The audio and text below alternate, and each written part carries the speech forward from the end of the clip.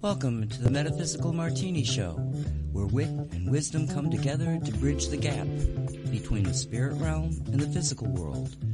With Ani Avedissian, the suburban shaman, a production of Cosmic Reality Radio.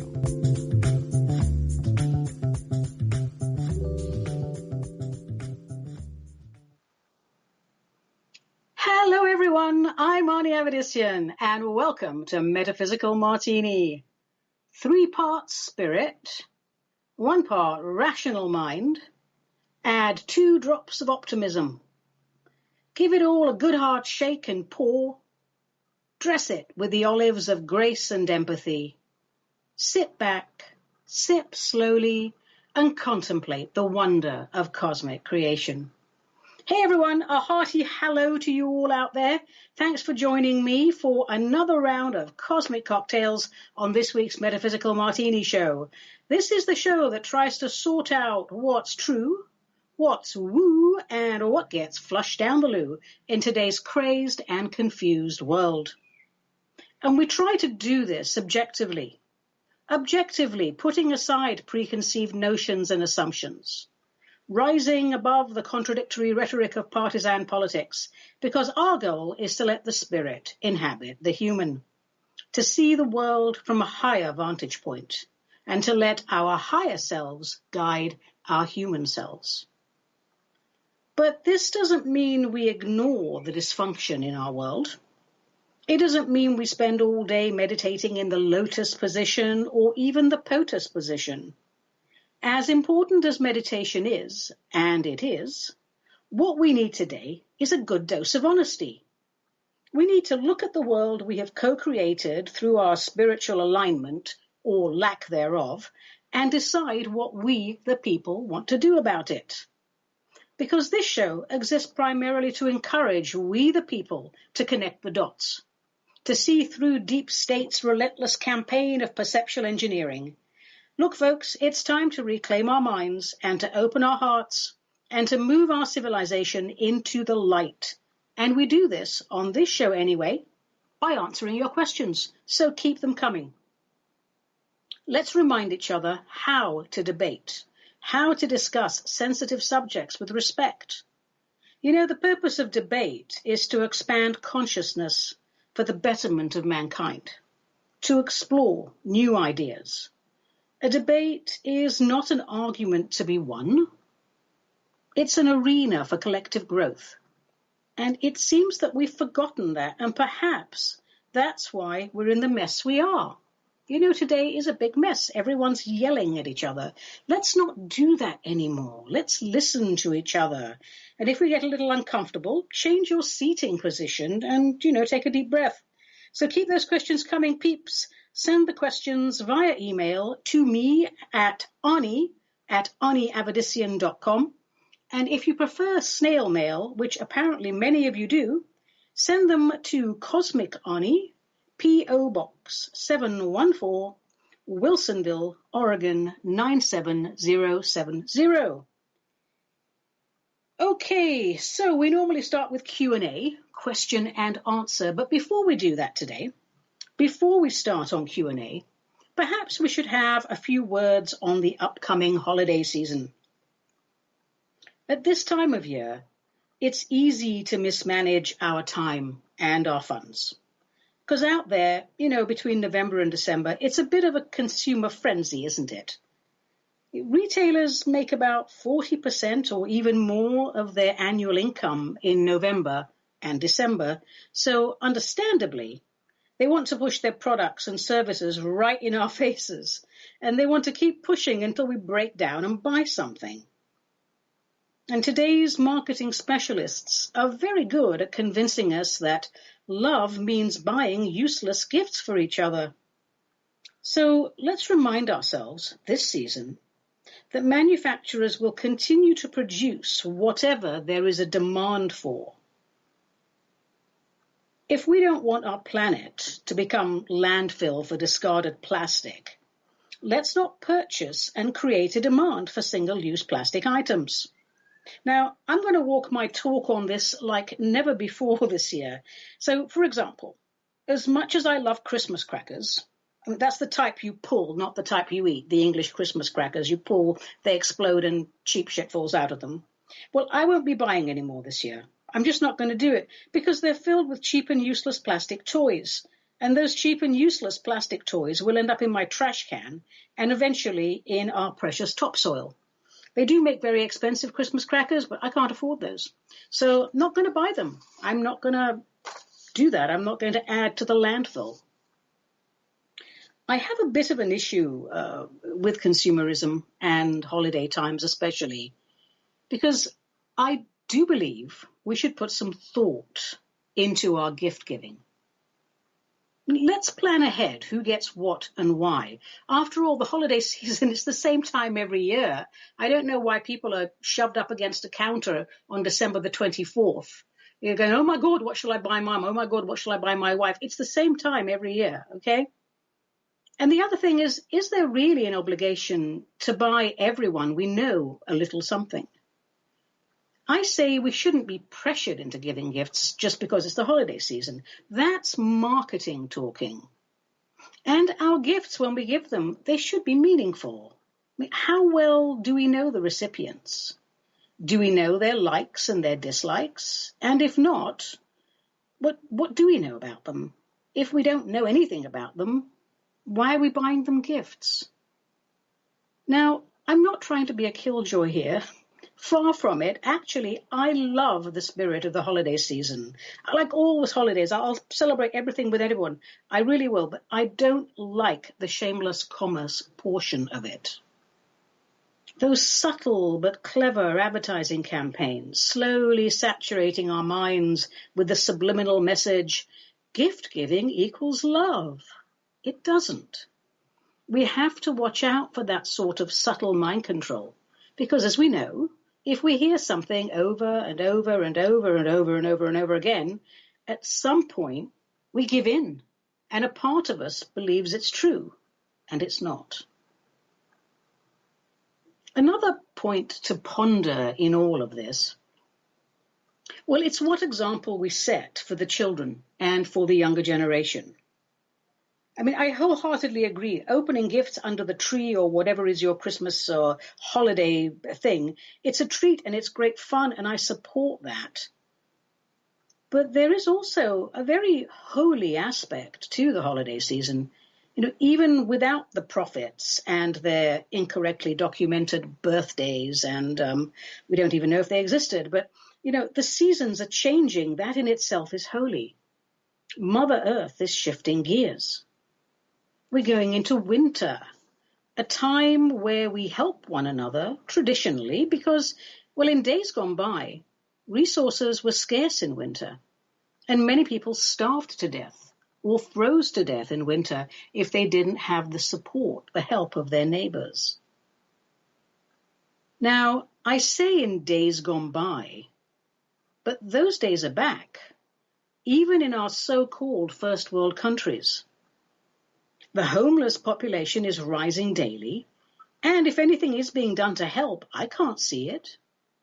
All I see as I drive around town are tents on the sides of the roads, on the sides of the freeways, under bridges, against walls, anywhere that could provide shelter from the elements.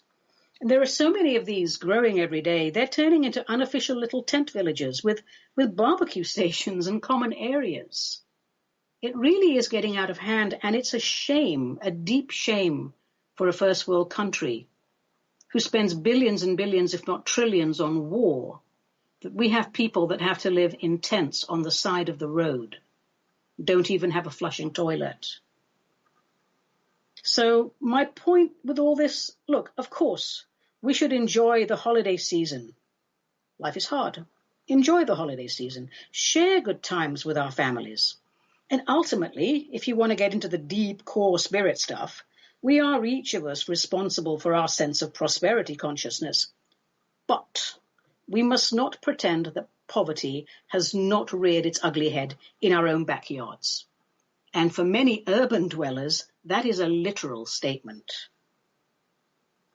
While we enjoy the season, while we catch up with family, friends, and whatever, It's also an opportunity to discuss the value of grace, compassion, empathy, and, my favorite, just plain common decency with our young ones.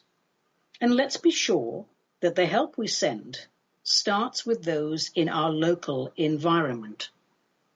Now, before you all get your knickers in a twist, because every time I say something like that, lots of twisted knickers out there, let me say that as a spiritual counselor, I see all life forms as points of light.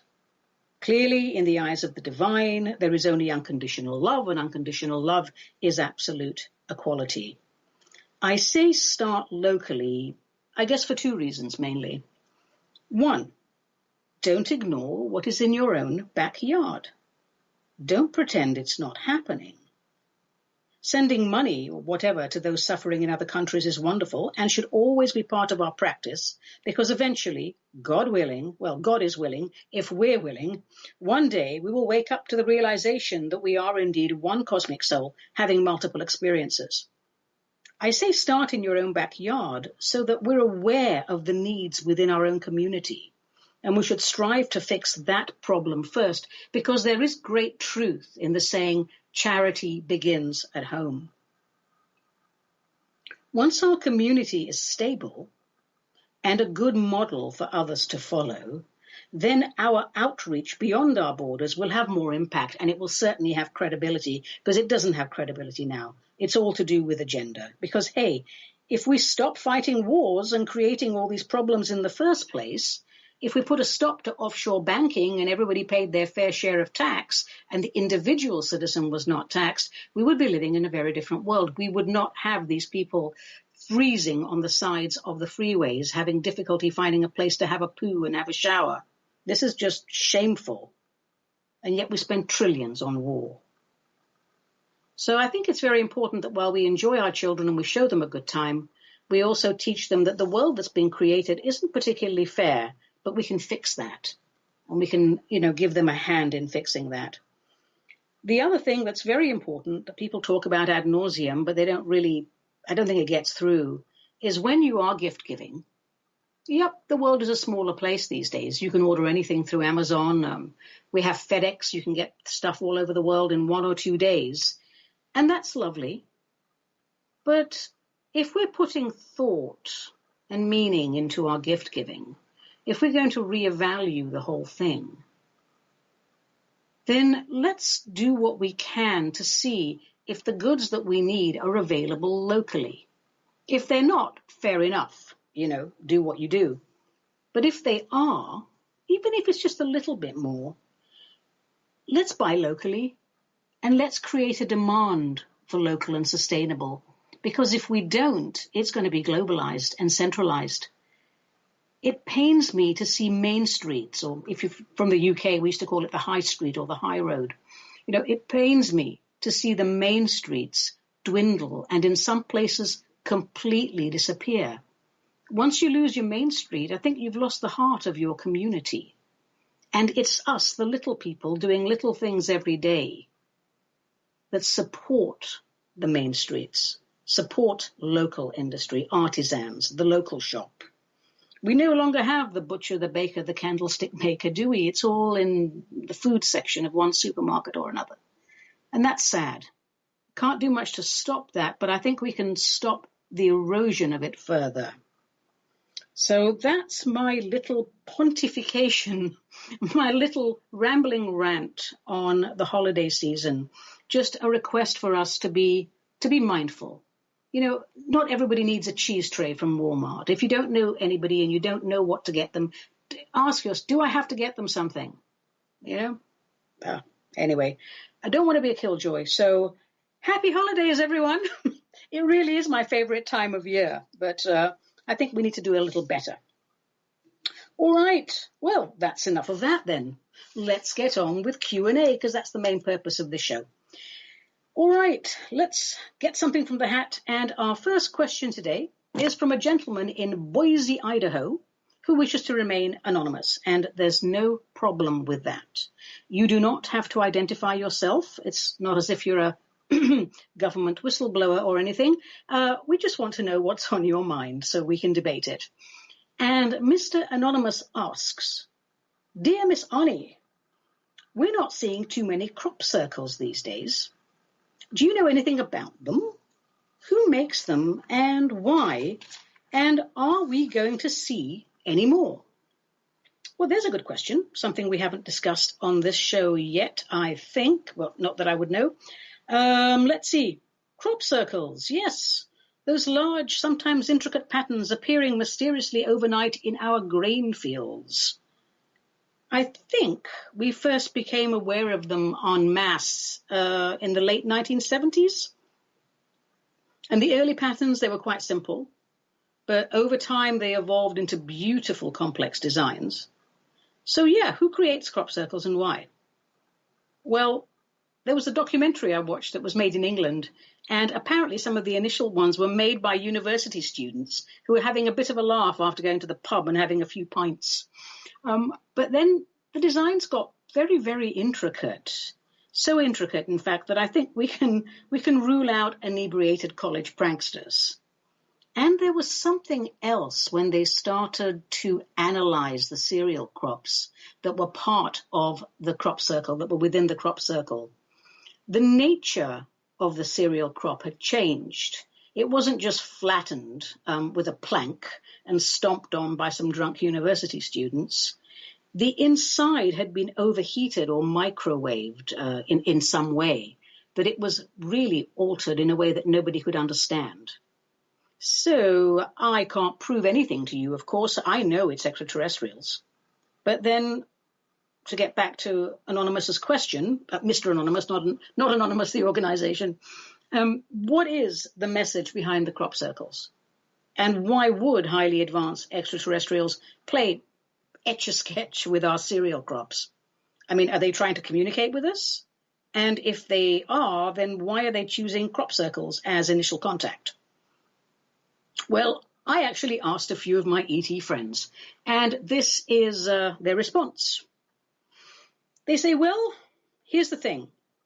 We must take great care when communicating with you, not to give the establishment ammunition. We speak all Earth languages, so practical communication is not the problem. If we wrote in large letters across the sky, "Hello, people of Earth, we are your intergalactic family, and we wish to make peaceful contact with you." If we land our craft and show ourselves to you, something we long to do, if we did things along these lines, your world controllers would find a way to use it against you. They would trick you into believing that our peaceful intentions are really threats. Your propagandists would be instructed to portray us as flesh-eating monsters, and would make full use of the opportunity to further erode your civil liberties. We favor crop circles over mass hysteria. It is our way of letting you know that we are close. So close, in fact, that we can create artwork in your fields. It is our way of proving to you our peaceful intentions. Yes, we are a conglomeration of advanced beings. That doesn't make us better than you. It just makes us advanced beings. We are close enough and advanced enough to cause great damage to your world if we so choose. But instead, we choose to make pretty patterns in your bread material. Many races and many different artists are involved in the creation of the circles, so do not work so hard to uncover a common thread between them. It is as we stated just now. We are here, we are powerful, we come to help, not to harm. Well, Mr. Anonymous from Boise, Idaho, that's encouraging, isn't it? Flesh-eating reptiles are not going to descend upon us. They're just going to make pretty patterns in our bread material. So, yeah, I like that answer from our ET friends. They're just saying, we're here, we're near, we're good, and be cool. So, on to another question, and this one is from Bobby back in the UK. Ooh, Bobby says, what happens to dark souls when they die? Where do they go? Is there a hell of sorts for them? And is there eternal damnation? And what happens to the really, really nasty buggers? Okay, I take it you mean buggers in a general sense there, Bobby. But okay, very nice question. Let's tackle that question. All right. I think first let me correct the term dark souls. The soul, which is our divine cosmic spark, is never dark. It is radiant, and it is the only part of us that is real. And I say that, what I mean by that, in shaman lore, true reality is that which cannot be changed. Everything else is an experience. An experience is a constant stream of change. Multiple lifetimes, multiple personalities, but the soul spark, the divine core, remains unblemished. Darkness, well, it's a personality construct. Ours is a free will universe. The personalities we play are free to conduct themselves in any way they please. And upon death, upon mortal death, our light bodies, they'll surround the soul spark, and we travel to the realm commonly known as heaven. Lovely martini today. Now, heaven has multiple levels of vibration. So when we arrive, we're greeted at the level matching our current state of awareness. There is no such place as hell. That's something the religious establishment invented to terrorize us into submission. But lower levels in heaven do exist to house and counsel those who continually choose darkness over light.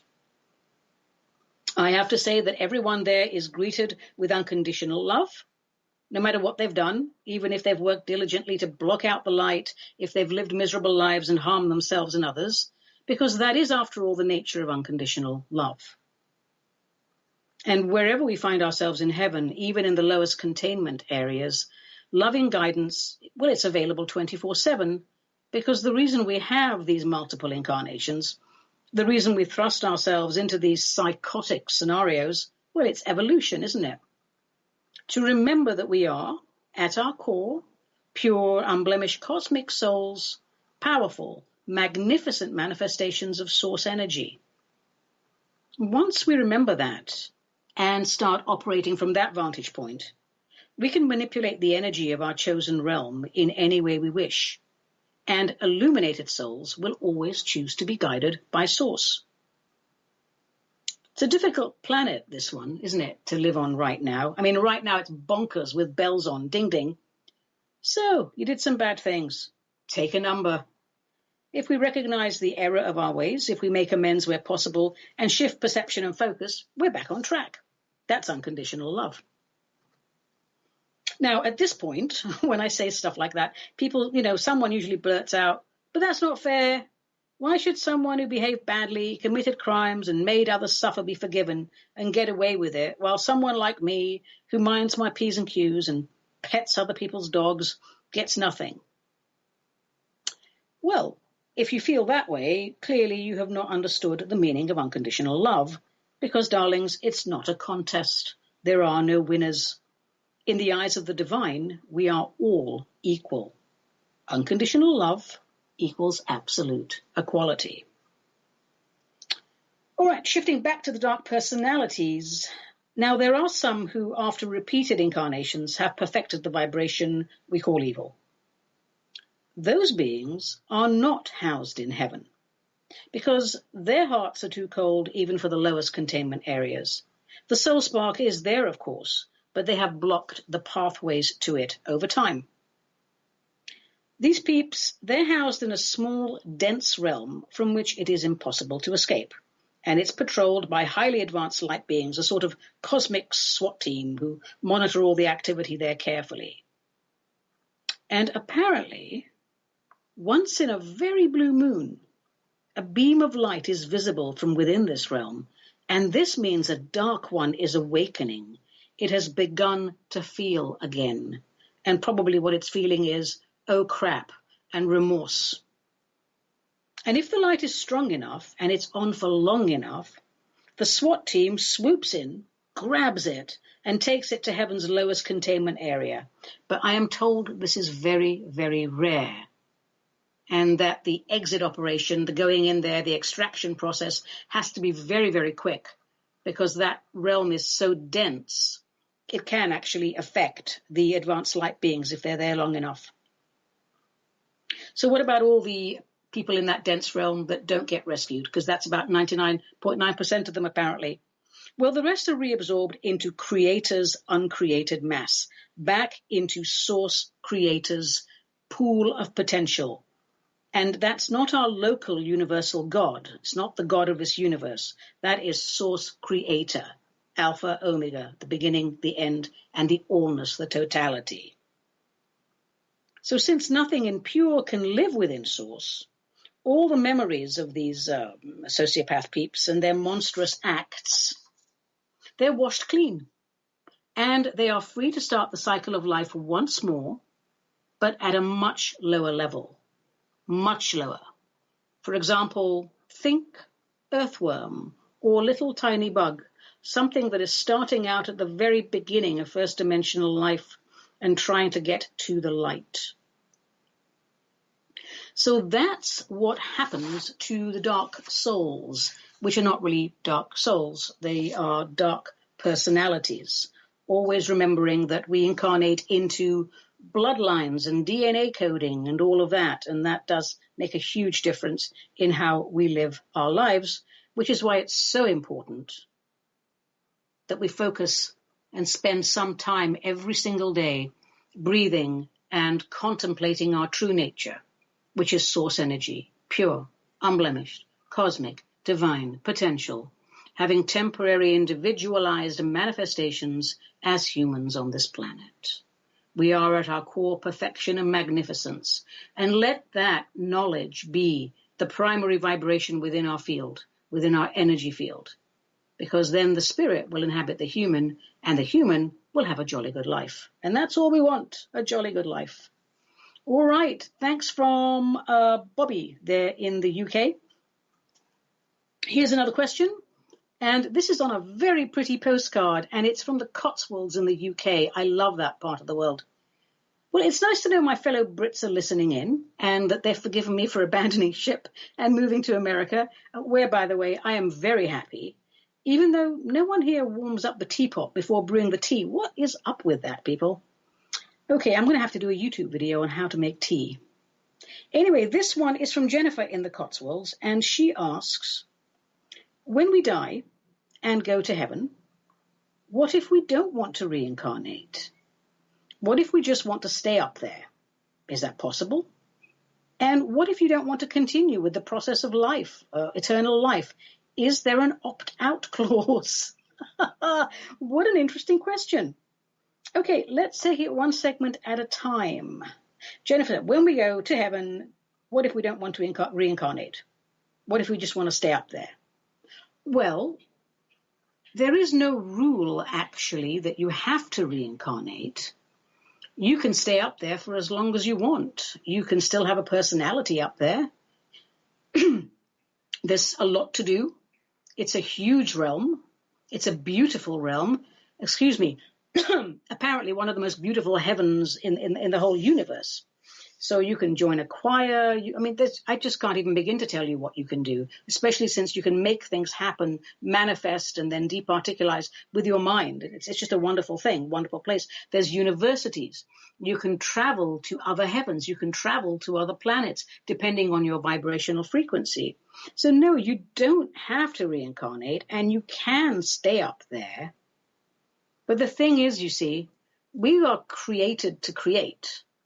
And you go up there and you do your life review and you stay up there for as long as you want and say you're really having a marvelous time.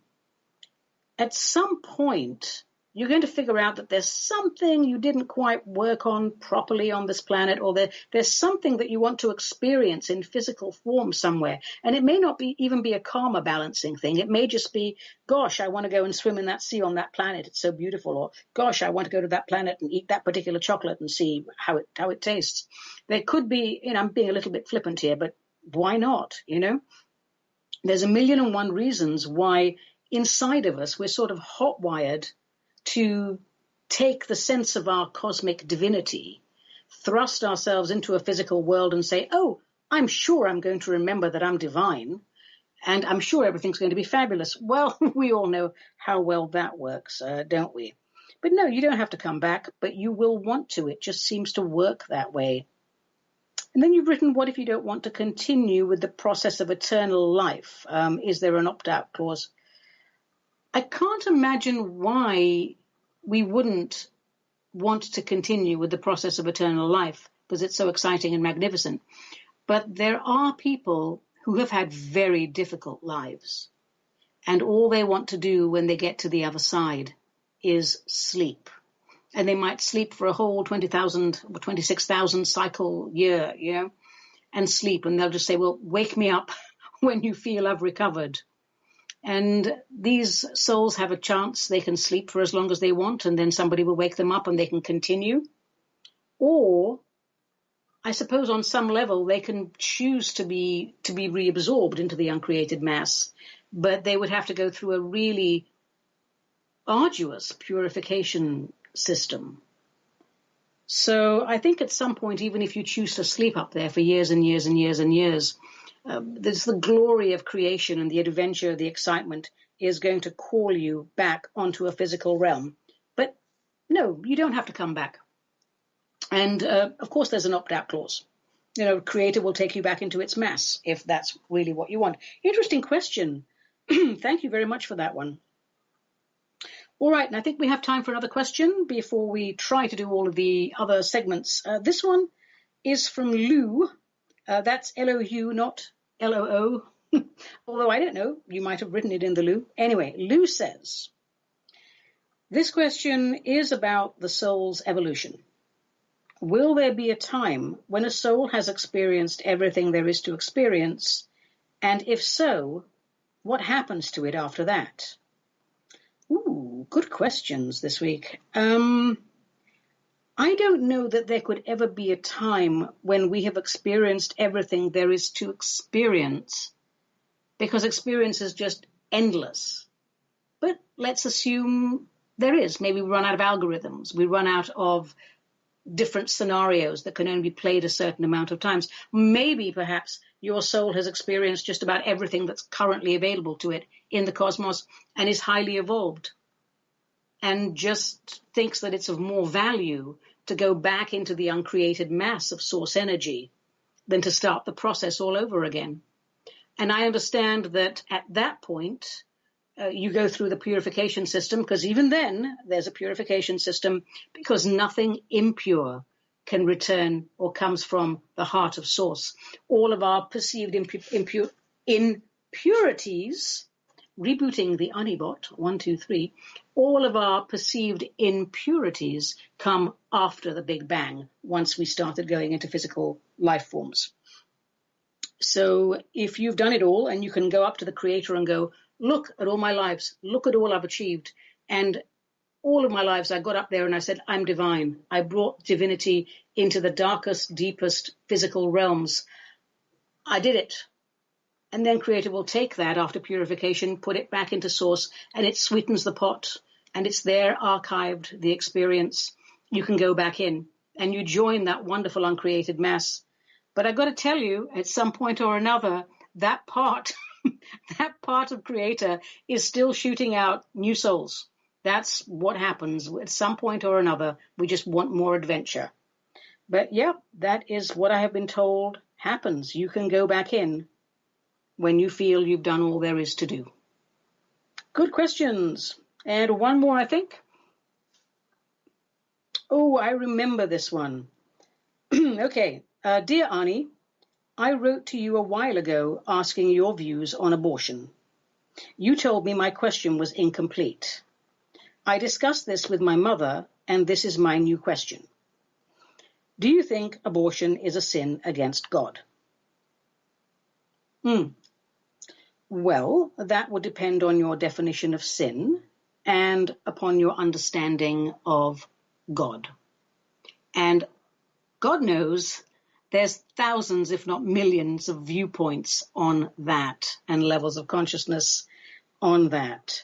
So I'm going to answer the question, and I'm going to keep it about abortion. From a shaman's point of view, when someone gets pregnant, the incarnating soul goes into the soul star chakra, which is the highest uppermost point of your chakra, way, way above your head. And at that point, of course, they are feeding energy into the womb, and the little fetus thing is being grown and all happy and warm and developing. Okay, but the incarnating soul is still in the soul star chakra, and it's not a baby yet. It is a originating soul. It is a mass of consciousness, and it's free to fly backwards and forwards between heaven and earth, and it's free to have adventures. And the reason this is because you get, as an incarnating soul, you get until the 7th month of the gestation period to see if your parents are honoring their pre-birth agreements and soul contracts to you. And if they're not, you get to go home. That's why I think there's quite a lot of stillbirths, unexplained stillbirths at the 7th month. So that's how it works from a shaman's point of view. If you have an abortion before the 7th month, clearly it would have to be way before the 7th month. It's not murder if you don't want that child, and if you can't care for that child, you can't make accommodation for that child. The incarnating soul knows that, and it sees that its pre-birth agreements with you have been broken, and there is no value for the incarnating soul in coming down. So it's very happy just to go back and rewrite contracts and have another go with someone else. I don't believe in sin. I believe in errors in perception and action. And whatever you want to call God or supreme cosmic intelligence, I believe is absolute equality and unconditional love. And I think it's hypocrisy to call terminating an unborn murder when we put people in uniform and send them all over the world to murder people who are already fully grown. And I feel it's hypocrisy that people do that and they condemn people to the death penalty. I think there's a tremendous amount of hypocrisy around that. I don't think human beings are thinking straight. They have their emotions triggered. It is not murder, in my opinion, or in shaman law, to terminate an unwanted pregnancy. It benefits everybody all around. You want to talk about murder? Stop ending wars. So that's my take on that. And thank you, by the way, this young lady, for going back and discussing it with her mother and reformulating the question and bringing it back into an arena where it can be discussed. Bless you for that, for wanting to share, wanting to open up, and wanting to talk about this. I have a very strong feeling you don't really agree with my point of view, but that's totally fine. Thank you for asking for it. Okay, I think that's it for the questions for now. If we have time at the end, which I suspect we won't, we will get back to more of them. But right now, it is time for the Wizard's Gizzard, a little spiritual ritual that you can make habitual. So today, let's explore our physical bodies. Now, I don't mean to suggest anything naughty by that, by the way, nothing lewd or graphic, because, well, I was, after all, raised in Great Britain, and we don't go in for that sort of thing. What I really mean is I would like to address the cause of illness in our bodies, especially chronic conditions. So I think we all understand that all things physical come from nothing. Everything in the physical realm is a side effect of thought forms in the non-physical world. Ergo, illness in the body has its roots in our thought forms. Now, as with all spiritual practice, this takes time to master, and it certainly isn't something we can tackle overnight. We can, however, make a start. Breathe deeply and slowly and purposefully. Let the oxygen saturate and relax every cell in the body. Focus on the condition troubling you. Where is it in your body? If it's in one location, you can place your hand on it or just above it, if you can get to it.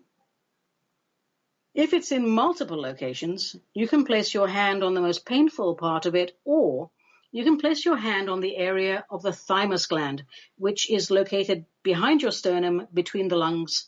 You can look it up. There's little diagrams on Google, whatever, okay? Keep breathing, because ritual breath is sacred. That's why they call it the breath of the divine. And as you breathe, ask your body to show you the root cause of the condition. Keep breathing. Allow the body to send the information. It may come in the form of, fully formed images, could be short videos, could just be flashes and glimpses, or you may hear a voice whispering in your inner ear, or you might see writing on the wall. Quite literally, everyone receives information differently.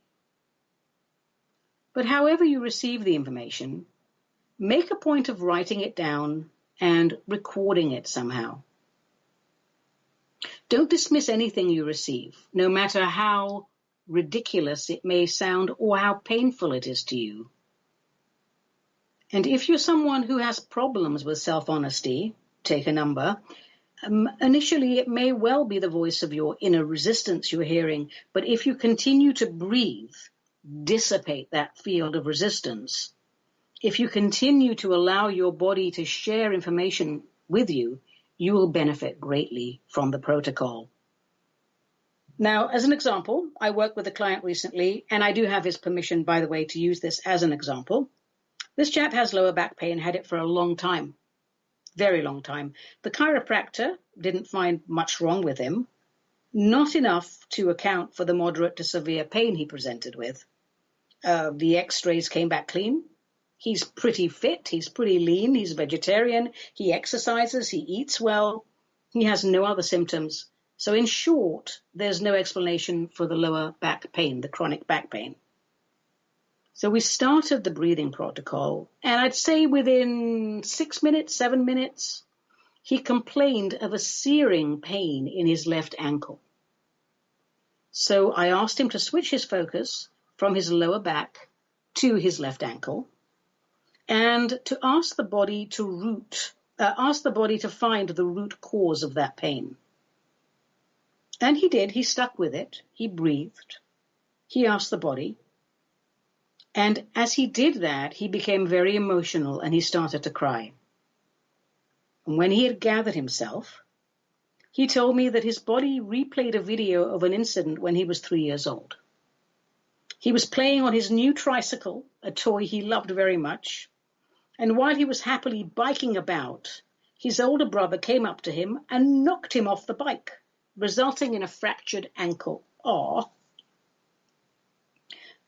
I asked him to share the emotion he experienced at the time of the incident. And he cried again, and it took some time. But he continued to breathe, and he said he felt betrayed.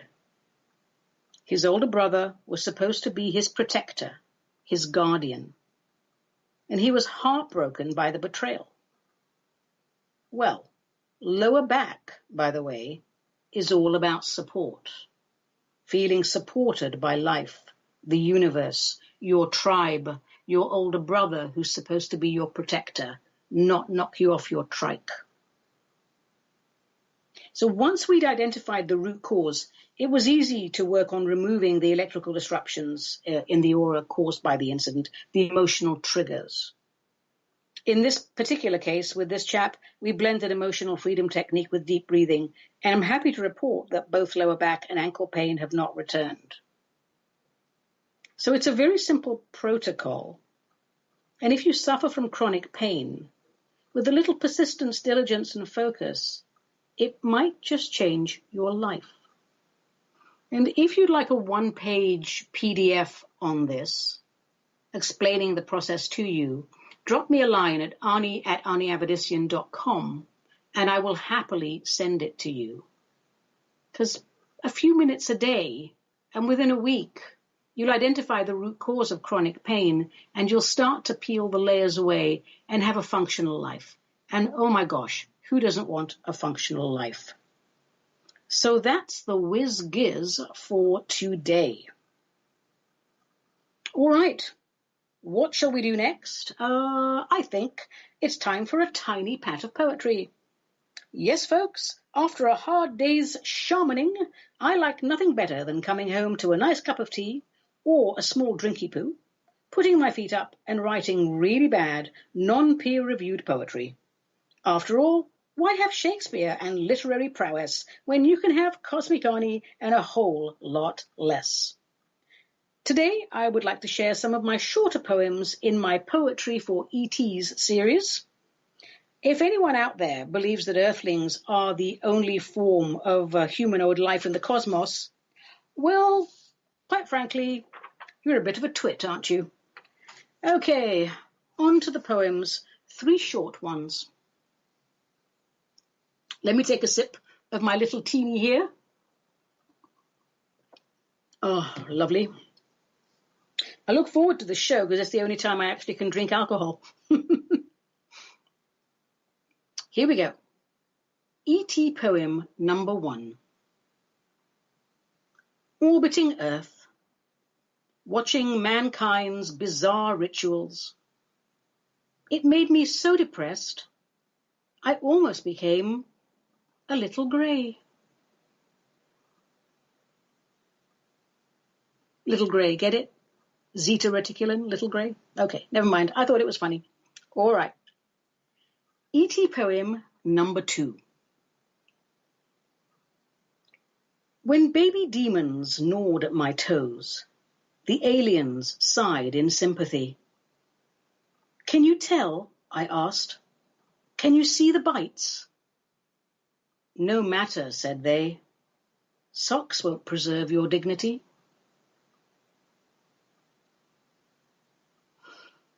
That one's quite profound. And I'm really trying hard to keep it together here and not burst out laughing. And E.T. poem number 3 for your amusement and edification, my darlings. My spaceship hit an asteroid. All alone in the void, I was annoyed. Well, you'll be pleased, or perhaps you'll be horrified to know that I have about 300 of these E.T. poems, so that's something to look forward to, isn't it? Yes, indeed it is. All right.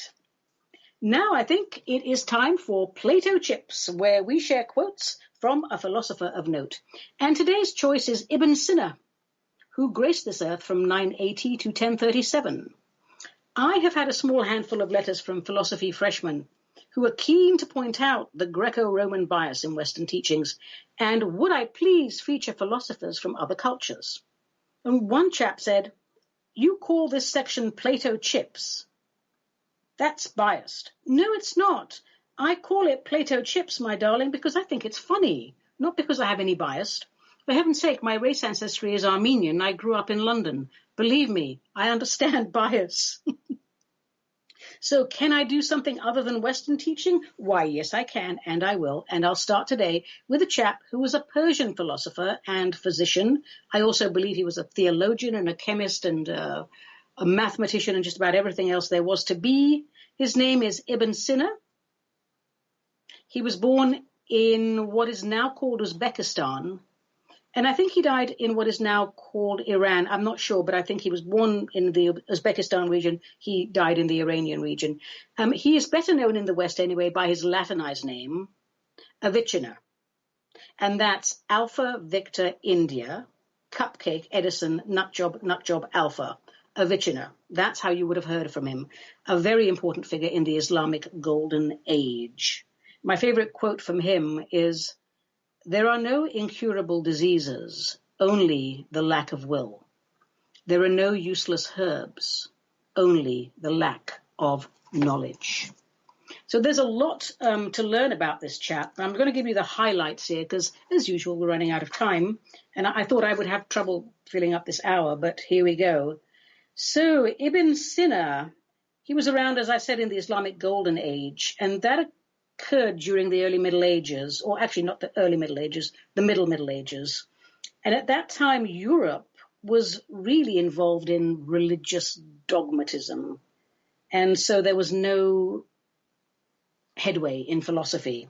They were stuck in the religious dogma. But on the other side of the world, where philosophy was very stagnant in Europe, on the other side of the world, in the Islamic world, my gosh, philosophy flourished. And it's mainly because of this chap, who's considered to be one of the most important figures in this era. He was also the chap that introduced the works of Aristotle and the Neoplatonic ideas to the Islamic world. And his work is revered through all cultures. I loved his work on metaphysics because he argued that there was something called essence. And essence is something independent from existence. And it's eternal and unchanging. And he claimed that essence came before existence and that existence is simply accidental. And so according to him, anything that comes into existence is the result of an essence allowing for that existence. So I would say something along the lines of there is supreme cosmic intelligence, and all life is a result of the self-expression of supreme cosmic intelligence. He calls existence, the physical life, accidental. I would call it a side effect of the thought process.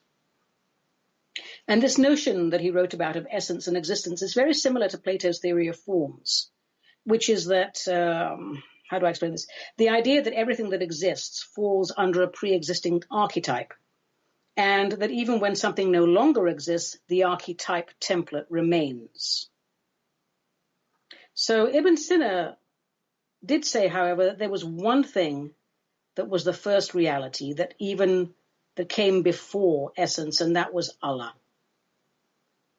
And he said that it was a necessary being that one cannot define. And I would agree with that. How do you put words to explain the grandness, the grandeur, the magnificence of supreme cosmic intelligence? Or he believed that Allah was the first God, the first reality, as he called it. And he said that you can't ever attempt to define Allah, because the very attempt to define him creates the opposition. For example, if you were to say Allah is beautiful, then it must also mean that Allah is not ugly. But obviously that can't be the case because ugly people in the world exist and everything comes from Allah.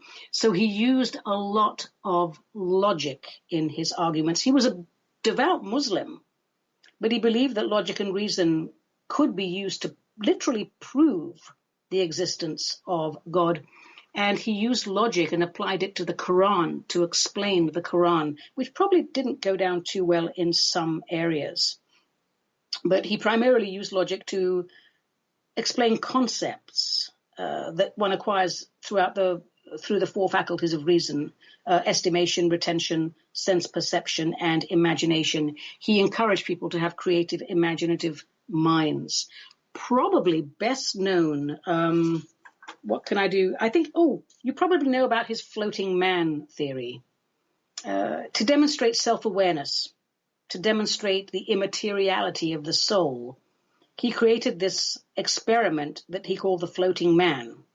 So he asks us to imagine a scenario in which we are suspended in the air.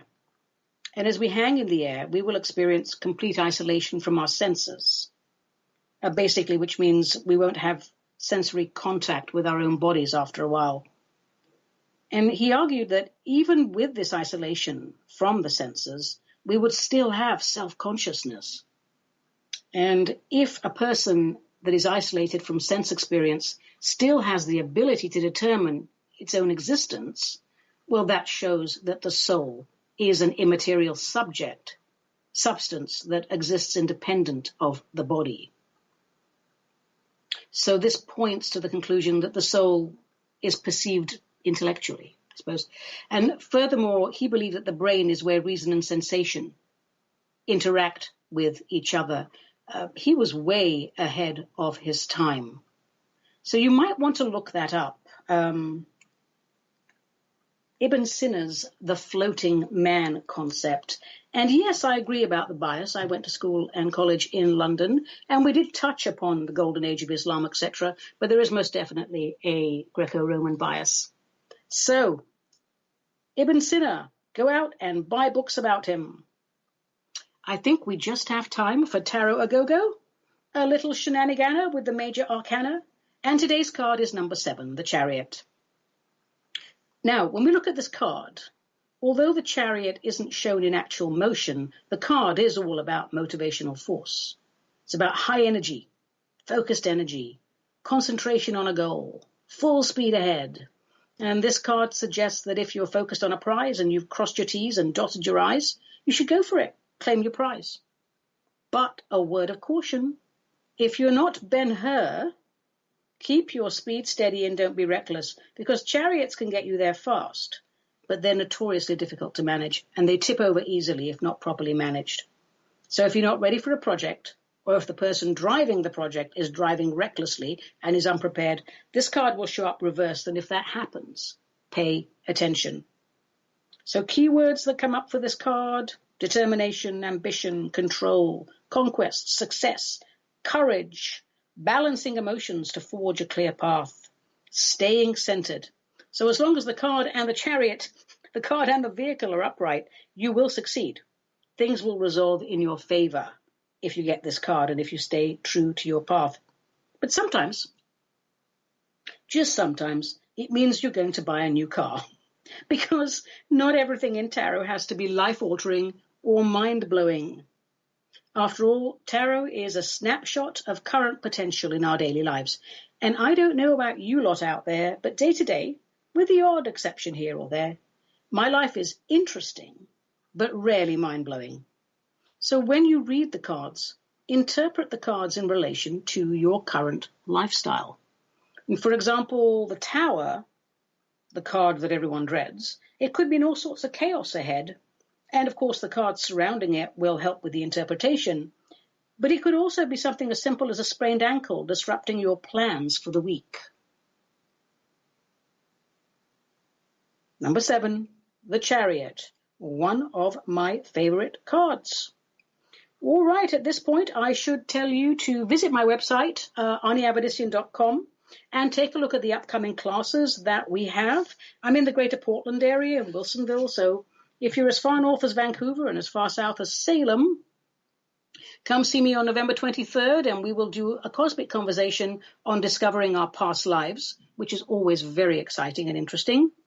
And then on December the 14th, we are going to do a Shaman's Christmas, a special holiday edition of the Cosmic Conversation. And I'm going to bang on my drum, and I'm going to take you on shaman journeys, and there'll be eggnog and bourbon and all sorts of interesting things as I discuss the history of shamanism with you. And in January, there will be Feng Shui 101, and the list goes on. It's all very exciting. I should also remind you to take a look at my own YouTube channel. If you put Ani Avedissian in the YouTube search bar, I have about 95 videos or so there, short ones, instructional videos. I'd love to get your input on them. Let me know how if you enjoy them, and if you have any suggestions for future subjects. And as I look at the clock, I have to say, well, my darlings, I think that's it for this week. We've used up a whole hour of linear time, an hour we will never get back. I hope you enjoyed listening to it as much as I enjoyed presenting it, because I truly did. Today's Real Life Martini was carefully crafted by yours truly using 3 Olives Citrus Vodka, a very generous gift from a local fan of the show. I am deeply touched by your kindness, and if I'm honest, I'm a teeny bit tipsy as well. Very nice vodka, thank you. And here I'm going to make a quick public service announcement. Cocktails are great and best when they are an occasional treat. If you use high-quality ingredients and take the art of mixology seriously, one drink is plenty. It's been fabulous, my darlings. I'm Ani Avedissian. This was Metaphysical Martini, a production of Cosmic Reality Radio, to whom we are most grateful. Until we meet again, let the spirit inhabit the human.